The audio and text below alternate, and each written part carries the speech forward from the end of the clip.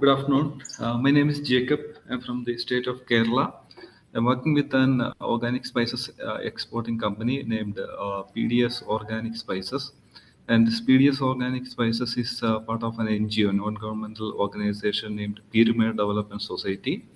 And that is working with around 2,500 small and marginal organic spices farmers from the Idukki district of Kerala state in India. So my topic today is specifically about the export of organic spices from India. So initially, I would like to start with some statistics of the organic spices production and export from India. The production of organic spices in the year 2021-22 is around 95,000 metric ton. The export is around 8,000 metric ton.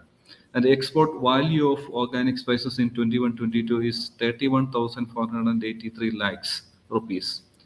And the major destinations to where these organic spices from India are being exported are like USA, European countries, and Great Britain, then Australia, Canada, etc. And as we know, the major spices being exported from India is like chili, then cumin, coriander, like that items. But the major organic spices are exported are turmeric, ginger, pepper, and some spice mixes. And regarding the certification, as we know, for being qualified as an organic spices exporter, organic spices trader, we need to have certification from the concerned bodies. So regarding the organic certification system in India, there are two types of certification systems in India. One is participatory guarantee system or PGS. And PGS is mostly for the domestic market. And as the name indicated, it is like a participatory guarantee system between the small scale producers. That means a group of producers who are certifying their neighbor producers, and they are certifying the other groups, vice versa. And that is the advantage of that is it is the process is very simple process, and the documentation involved is also very less, and the money or the fees involved in that, the cost involved in that is also very less compared to the other system. And the second system is a third party certification. In India it is called NPOP, that is National Program for Organic Production. And this NPOP certification or the third-party certification system is mostly for the export market. And under the NPOP system, there are three levels of certification. One is for the production or for the farming, and second one is for the processing, that is for the factories or the processing units, and the third one is for the trading. The trading certification is for mostly for the companies, those who are exporting or trading the products in India or abroad as organic. And when we are considering the third-party certification, it is, as I said, it is mostly for the export market, and the cost involved in this is high compared to the PGS system. And the documentation involved is also very huge documentation, and the process is also it's not so simple compared to the PGS system. And this certification, all this organic certification in India is scrutinizing by a body under the Ministry of Commerce called APIDA, that is Agriculture and Processed Products Exporting Development Authority. And this certification has to be obtained from APIDA accredited control bodies. At present, there are 29 APIDA accredited control bodies in India. So if one company wanted to get certified under this organic scheme, the company has to apply to any of these APIDA accredited control bodies. And this organic certification data in India under this NPOP scheme during the year 22-23, the total cultivated area under organic is 17 lakhs hectare, and cultivator area under conversion, organic conversion, is 36 lakhs hectare. Then wild harvest is mostly for the forest produce, and that is 47 lakhs hectare. And the production under the organic farming is 26 lakhs metric ton, and farm production is 2 lakhs metric ton. Then wild harvest is another 1 lakh metric ton. Total export quantity is 3 lakhs 12,800 metric ton, and export value is 5,525 crores Indian rupees. And in India, the certification is NPOP, but if you wanted to export to other countries, like the major countries are, as I said, USA, EU, Great Britain, Canada, etc. So if you wanted to export to these countries, we have to get the certification from the concerned country. If you wanted to export to USA, you have to take USDA NPOP, that is National Organic Program. Then to USA, it is European Union Organic Certification, and to Great Britain, there is another certification, Great Britain Organic, and for the Canada, it is Canada Organic Regulations. Then to Korea, it is Korean Organic Certification, and to Japan, it is Japan Agriculture Standards Organic Certification. And these are the basic legal requirements for an organic company who is operating in India. First of all, the company has to register the product to get the certification, providing that the product they sell is produced through the organic methods, the organic standards subscribed, mentioned under the NBOP standards of India. Then the company has to get the license from the FSSAI, that is Food Safety and Standard Authority of India. The company must register with the organization to qualify for the organic farming and export. The companies whose turnover is under 12 lakh annually, they must have the FSSAI registration. If the turnover is above 12 lakh annually, they should get the FSSAI state license from the concerned state, and the turnover is about 20 crores annually, or they are exporting from India, or they have some online business, they should get the FSSAI central license from the Central FSSAI Licensing Authority. This is a basic standard for not only for the organic company, for any food company who are operating in India. So once this FSSAI license is allotted to the company is legally approved to deal in organic products export. Besides the FSSAI certificate, as I said in the previous slide, the company has to obtain Indian organic certificate also. The company is obligated to place a certification logo on the packaging to prove that the product inside are produced using the organic methods. Other certificate such as these all are I am saying specifically for the organic spices. That is the certificate needed are phytosanitary certification, grade or quality standard certification from the concerned departments, and pesticide contamination report confirming the organic products in India. Then customs handling certification, then company has to register with the Spices Board of India for exporting organic or non-organic products, spices from India. Then they have to obtain the IEC from the DGFT, that is Director General of Foreign Trade Department.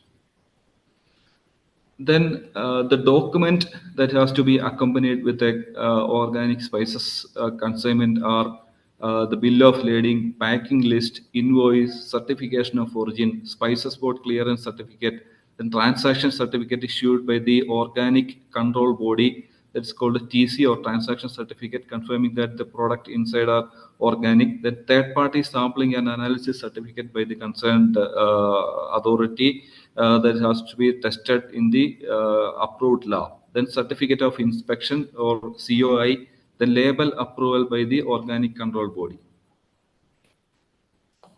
And regarding the organic spices storage and transport, organic products shall be stored at the especially organic spices shall be stored at the ambient temperature, depends on the product.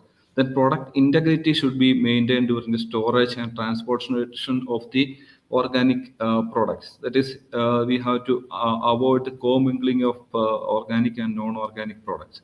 Then organic product must be protected at all times from the commingling with the non-organic products in order to avoid the pesticide contamination from the non-organic products. Then where only a part of unit is certified and other products are non-organic, the organic products should be stored and handled separately to maintain their integrity. You have to keep a specific area, allot a specific area to keep the organic products with the correct labeling and identification marks. Then bulk stores of organic products should be separate from the conventional product store clearly labeled to that effect. The storage areas and transport containers for organic products should be clean using the methods and materials permitted in the organic production. So we cannot use any chemical or any cleaning material to clean the organic uh, products containers or organic products processing area. There are some particular materials or particular cleaning materials prescribed in the organic standards. You have to use only those materials for the cleaning the machineries or the areas. The next is labeling requirement. That is also an important aspect in the organic spices trading. Labeling shall convey clear and accurate information on the organic status of the product. When the full standard requirements are fulfilled, products shall be sold as produce of organic agriculture or similar description. The labels of conversion product shall be clearly distinguishable from the label of organic products by mentioning the year of conversion. The conversion means for getting the organic certificate, there should be a 3-year conversion. So if the product is under year 1 conversion or year 2 conversion or year 3 conversion, we have to clearly mention that which year conversion product is that. Then the name and address of the person or company legally responsible for the production or processing of the product shall be mentioned on the label. The product's label should be list processing procedures. If we are following some particular processing procedure like some sterilization or grinding or like that procedure, we have to mention that procedure on the product label. Then additional product information shall be made available on request of the concerned authority or our buyer. Then ingredients or product derived from the wild production shall be declared as such. Then single ingredient products may be labeled as organic when all standards requirements have been met. That is, if the product is 100% organic after all the conversion and after all the certification process, we can mention it is organic pepper or organic turmeric or organic spices whatsoever. Then multi-ingredient product with the 95% of the ingredient are certified organic origin, product may be labeled as certified organic. And if it is 70 to 95% made with organic ingredients, and all raw materials of the multi-ingredient product shall be listed on the product label in the order of their weight percentage. The label of a certified organic product must be depicting the name and logo of the accredited certification body. As I mentioned earlier, there are 29 certification body. So which certification body is certified our product? We have to clearly mention their name and logo on the label. Then they will issue a accreditation number to our company. So we have to mention that accreditation number and Indian organic logo, and to which destination you are exporting your product. We have to write. We have to show that particular country's organic logo. Suppose it is USDA organic, we have to show that NOB logo. And then if it is Japan, we have to show the JAS logo. Like that. Then the accredited certification body shall verify the labeling requirement and approve the label of their certified operators before the labels are used. That means before every consignment of these organic products or organic spices, we have to get the label approval from the our certification body. We have to send them a draft, and we have to modify whatever their suggestions or whatever their modification. Then we have to again send it back to the certification body, and we have to get it approved from them. Then only we can be able to paste that on the product container. Then next important thing is traceability. You have to keep farm to fork traceability, especially for these organic products, in order to keep the integrity of the organic standards. The TraceNet is an electronic service offered by the APIDA for the stakeholders, for the operators, to keep this online traceability. So when we are exporting the products from India, we have to give all the data. That means from the farm production to the harvesting, the processing, the storage, the certification details like that, the on-farm processing and the factory processing, and then after storage, then exporting, and all those data we have to type we have to give in this TraceNet system. That is the way this TraceNet system is keeping the traceability of the organic products. Then this TraceNet collects, stores, and report forward and backward traces and quality assurance data entered by the operators, operators or producer groups and certification bodies within the organic supply chain in India. We have to give the accompanying report, the pesticide test report, and the spices report, and the export documents. All those documents we have to give in this TraceNet. Then this TraceNet will issue a TC, that is transaction certificate, to us, the companies, and we have to transfer this transaction certificate to our buyer. That is the way this organic trade is happening in India. So these are some basics of this organic spices export and this requirement from India. And next is a case study of this Pyramid Development Society where I am working. The mission of this Pyramid Development Society is empowerment of village communities, especially the tribals, women, and marginal farmers, towards sustainable development by conserving and enhancing local resources in order to have fullness of life. The Pyramid Development Society is one of the largest NGOs, non-governmental organization in South India, and it was established in 1980, around 40 years back. And this organization is operating in the western part of Idukki district in Kerala. And the major objective of this organization is sustainability of Western Ghats agro ecosystem through this rural empowerment. As far as the Idukki district is concerned, this is one of the most backward district in the area, and it has the most tribal population, and almost 80% of the farmers here are small and marginal farmers who are cultivating mostly spices, then some tea and coffee. And this area is highly vulnerable to the effects of the climate change, like droughts, landslides, heavy rains, etc.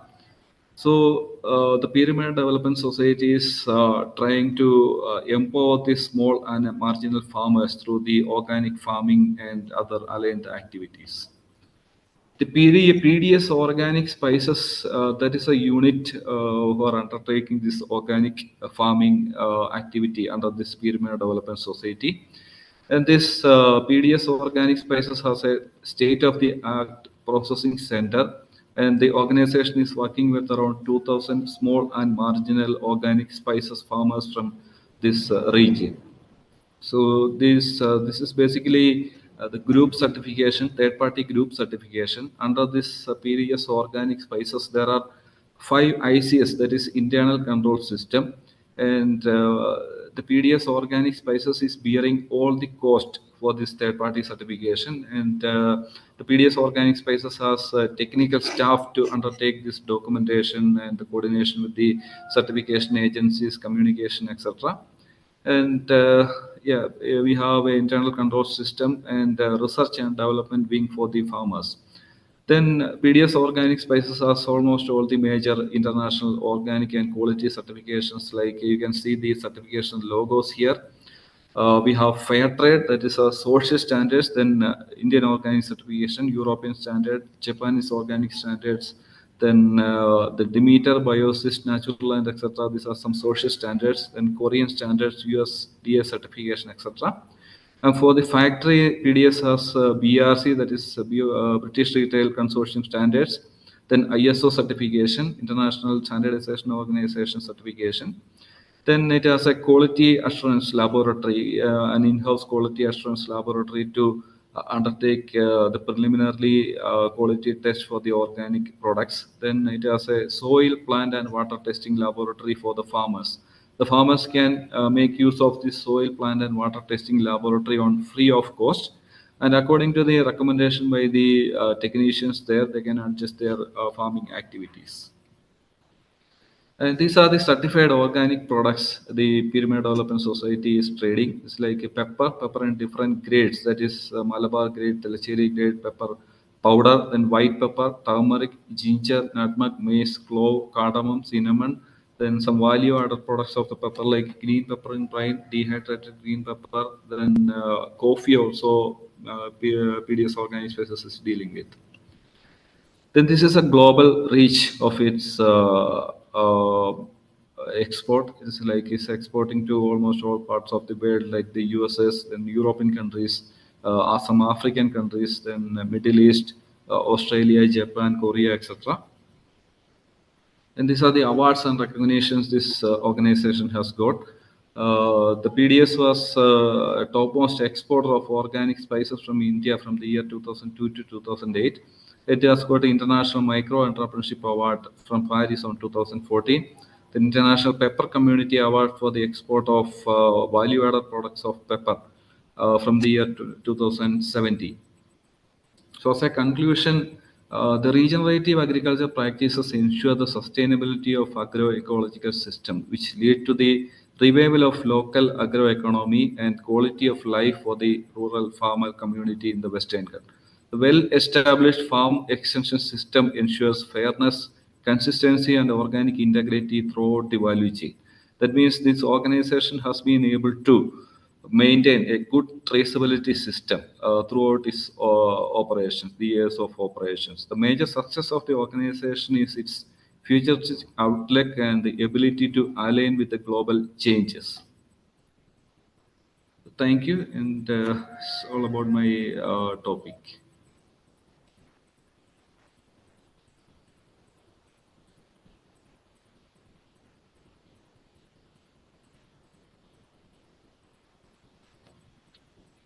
Thank you, Mr. Joker, for the presentation. Now I'll try to take some questions. Yeah. So the first question is, what are the current trends in the global organic products market, and how do they impact organic product exports?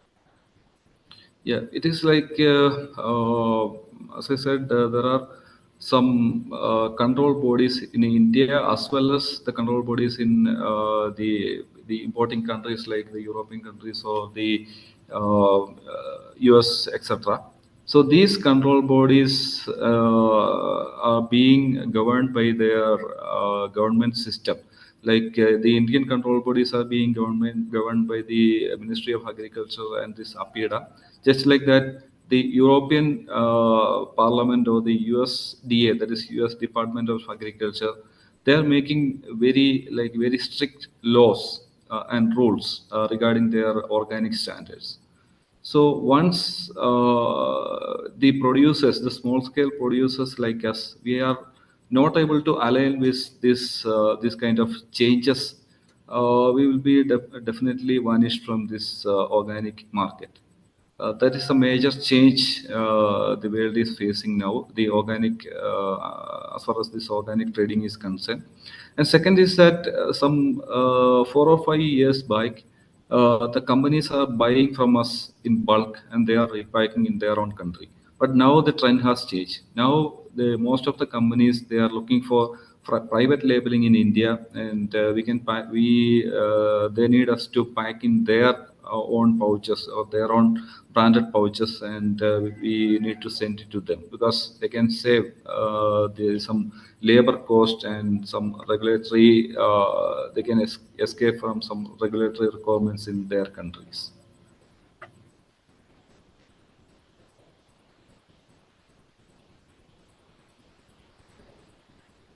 Okay.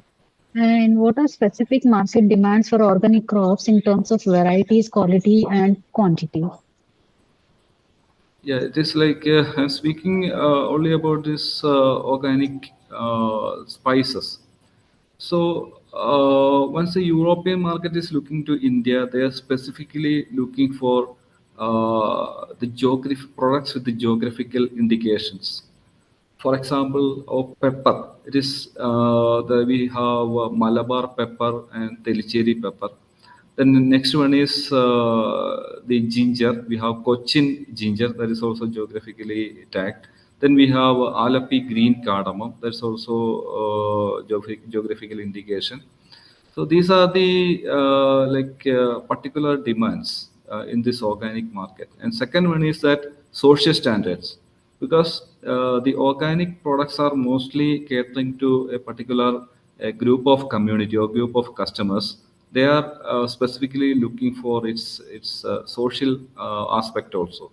The fair trade, natural and fair, Demeter, etc. are some social standards. These standards are ensuring that there are no child labor, men and women workers are treated equally. The farm workers are getting fair income. The farmers are getting fair income through their farming operations, etc. So these two are the major trends nowadays in the market. Okay. And how can small scale farmers access training and resources to transition from conventional to organic farming for export purposes? Yeah, it is like, as I said, for export, the small scale farmers, they have to get third party certificate. For getting third party certificate, there are a huge documentation process involved, and the fees is also a bit large.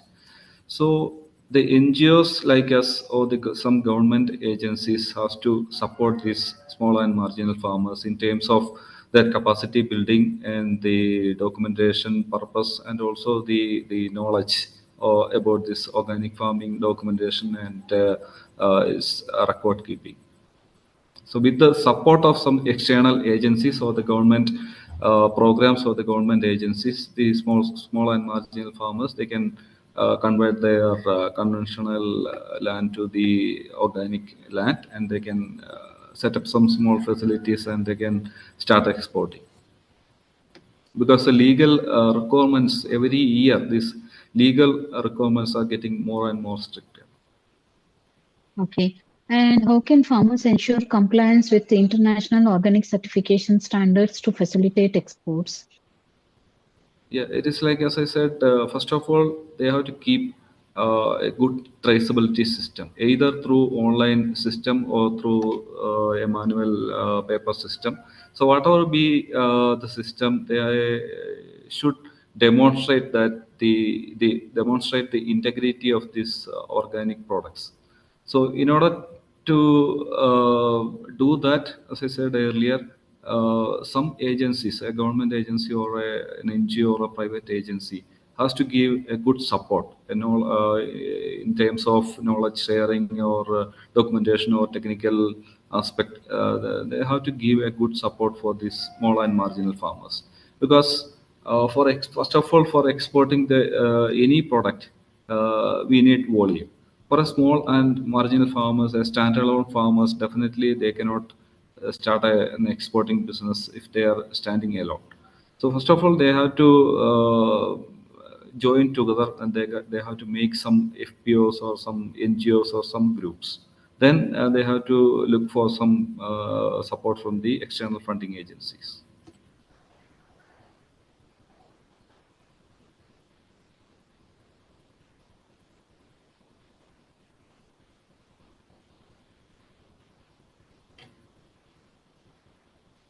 So any more questions?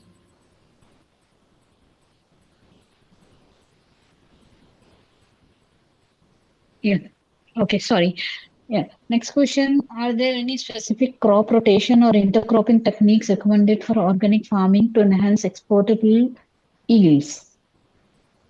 Yeah, definitely. Because in the organic farming standard itself, it is mentioned that the intercropping and crop rotation is advisable for getting more yield. As far as our area is concerned, the Western Ghats is the birthplace of some of the most important spices like the pepper, cardamom, etc. So almost 90% of our farmers, small and marginal farmers, they are cultivating almost six to 10 varieties of products, uh, crops in their land. Other than these crops, we can see at least 25 to 30 varieties of trees and other small plants in their farm. So we are keeping a large biodiversity in the farm. In our experience, this biodiversity is helping us to increase the yield as well as the income diversification, because the farmers, they are following some farmers, they are following apiculture, some farmers are following the cattle rearing or goat rearing, somehow this fish ponds, etc. So these all are income diversification method. And next thing is that if the prices of some particular crop is uh, less in this year, they can manage with the prices of other crops. Example, if the pepper price is low this year, they can manage with the cardamom or the turmeric, etc. So in all aspect, the intercropping system and the crop rotation system is very helpful for these farmers. Okay. And what types of soil management are essential for maintaining organic certification and meeting export regulations? Yeah, it is like in the NPOP standards and the other national standards, uh, there are some particular type of soil additives or the inputs are mentioned. Anyway, we cannot use the chemical pesticides or chemical fertilizers. The own farm input is the most recommended one. That is, the farmers themselves, they can make some green manures or compost, something like that in their farms, and they can use that. Then the soil conservation mechanisms like the contour bunds or uh, the boundary trees, etc., like the vetiver or the hibiscus, etc., they can plant in their land to maintain the integrity of the purity of the soil and maintaining the soil quality, etc.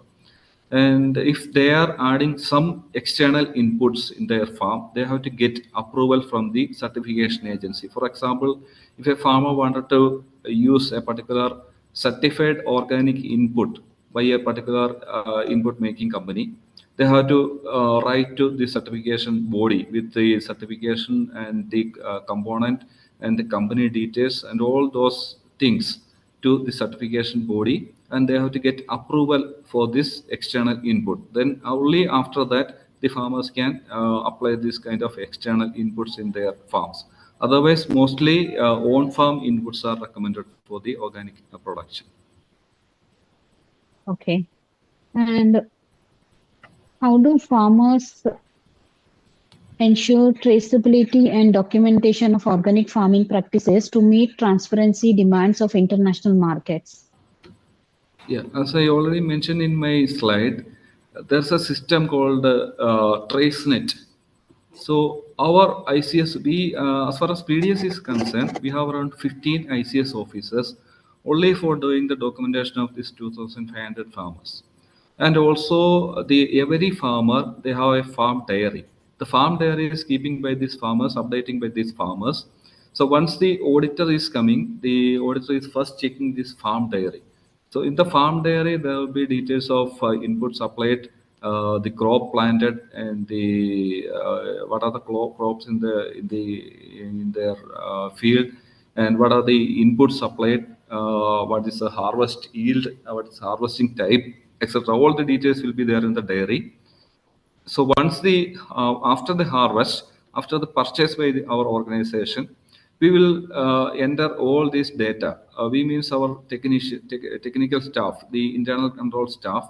They are doing all the, they are entering all the data in the TraceNet system. So we are maintaining, our group of farmers are maintaining this kind of this traceability using our technical, with the help of our technical support. Okay. Okay. And are there cooperative or collaborative models that farmers can collectively meet collectively meet the export standards for organic products? Yeah, that was an example. That was a case study I mentioned in the slide of the Pyramid Development Society. The Pyramid Development Society that is working with around 2,500 small and marginal farmers. Suppose these farmers, they were standalone farmers with no support from this Pyramid Development Society. They could not have achieved this kind of export market like that for their organic products. Even if the products are certified organic, they should get the market They have to comply with all the documentation and the traceability system. And the Pyramid Development Society, with the support of these 2,500 farmers, we have been exporting these organic spices for last 25 years, and this is one of the most successful models in India in the field of this organic products exporting. Okay. And what financial assistance or support programs are available to help farmers with the initial costs associated with transitioning to organic farming for exports? Yeah, it is like every state, there are different kind of schemes by the governments. It is like for the central government, there is a scheme called BPKP, that is Paramparagata Krishi Yojana, that is promoting by our central government. Under that scheme, under that project, there are some financial assistance and technical assistance is being given by the farmers, especially assistance like training, etc. And for every state, there are some schemes by this government. And for processing and exporting, mostly the support is given by the MSME department. For example, in Kerala, there is a scheme by the government called One District, One Product scheme. That is, every district, the government is promoting one product. In Idiki district, the government is promoting, in our district, the government is promoting spices. And in Wayanad, that's also a hill area. There, the government is promoting the coffee, like that. So government is giving some subsidies and other schemes under this MSME, Ministry of Small and Micro Enterprises department. They are giving some subsidies and other things. And also another thing is that in order to attend the national and international trade fairs to find out the market, the MSME is giving a subsidy for the small scale producers. Okay. And are there specific post-harvest handling practices that farmers should adopt to maintain the quality of organic products during export? Yeah, definitely. Some practices are mentioned in the standard, the organic standard itself. And for the spices, definitely there are some specific standards. The post-harvesting standard, the farmers has to follow. First of all, for the pepper, the products like pepper and all, there should be proper drying under the sunlight. The moisture content should be below 12 percentage. And for the fresh product like ginger, turmeric, etc., they have to process it, or they have to slice it and dry it before getting the mold, or before getting rotten. So for every spices, there are this kind of specific standards mentioned in the standards. Okay. Now we have the last question. How can Yeah. farmers establish effective relationship with the organic product exporters or trading partners to expand their market reach? Yeah, it is like, first of all, the small farmer group, they have to demonstrate their capacity and their integrity. They have to demonstrate that the products are genuine, organic, and they are keeping good traceability, and they can supply continuously or consistently to the exporters or the companies. And next one is by attending some kind of exhibitions, trade fairs, or some events like that. They can make a cordial relationship with this, say, national and international buyers. Then the honoring like the buyer demands, that is also another important thing by the small and marginal farmers, because most of the time the small and marginal farmers, they could not able to honor the demands, or could not able to consistently supply to the traders. That also will be a big problem in the relationship between the small scale producers and these traders. Then documentation. The small and marginal farmers. Another problem with small and marginal farmers is that most of the time they don't have the technical capacity to keep the large scale documentation involved in the organic farming and exporting. So they have to get some assistance from some kind of organization or some agencies to get the technical expertise for that. Okay. Okay. 1 second.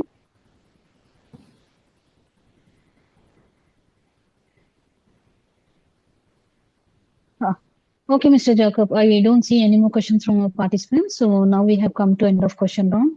On behalf of agricultureinformation.com, we'd like to thank you for the detailed presentation and answering all the questions in depth. And we also like to thank all the yeah, you're most welcome. And also like to thank all the participants for joining this meeting. The meeting will now be closed. Thank you. Thank you for inviting me. You're most welcome. Thank you.